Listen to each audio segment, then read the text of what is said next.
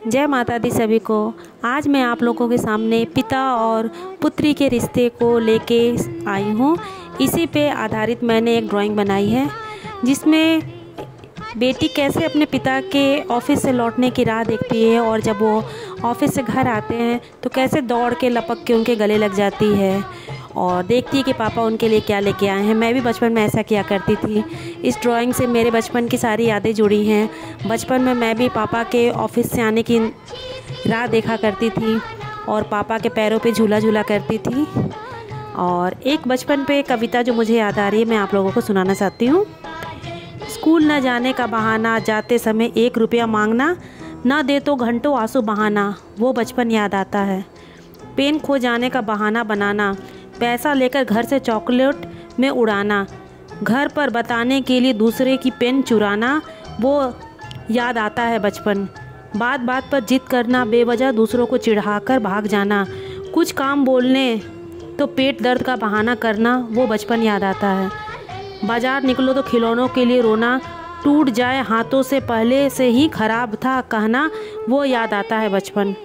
छोटी छोटी चीज़ों पर भाई बहनों से लड़ना, मिल जाए वो चीज़ तो उन्हीं के साथ खेलना, वो बचपन याद आता है।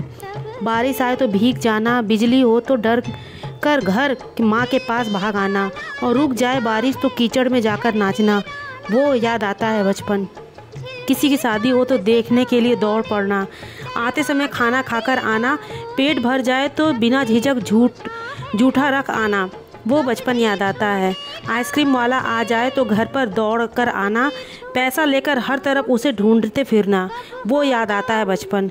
पापा की गोद में बैठकर तेरी मेरी बातें करना, बातों पे सब हंसे तो अपने आप को समझदार समझकर खुद ही मुस्कुराना और इतराना, वो याद आता है बचपन, वो याद आता है बचपन। और ये देखिए कैसे छोटी सी बिटिया अपने पापा के पैरों पे झूला झूल रही है और ख़ुद को परी समझ के हवा में लहरा रही है। मेरी बचपन की कई यादें इससे जुड़ी हुई हैं। मैं भी अपने पापा से बहुत क्लोज़ हूँ और पापा जब भी कहीं जाते थे हमारे लिए कुछ न कुछ गिफ्ट लेके आते थे। बचपन की एक बात याद आती है, जब छोटी थी तो गुड़ियों के लिए जिद करा करती थी कि पापा ये गुड़िया चाहिए, वो गुड़िया चाहिए। बाज़ार में जो नई गुड़िया आती थी उसके लिए जिद करती थी तो पापा का एक ही शब्द होता था, क्या करोगी गुड़िया लेके, तुम खुद ही गुड़िया हो। मेरे पापा मेरे लिए आदर्श हैं। उन्हीं के मार्गदर्शन में मैंने जो भी नैतिक मूल्यों को सीखा है उन्हीं के मार्गदर्शन में सीखा है। मेरे ही क्या, सभी बच्चों के लिए उनके पापा उनके आदर्श होते हैं, उनके मार्गदर्शक होते हैं।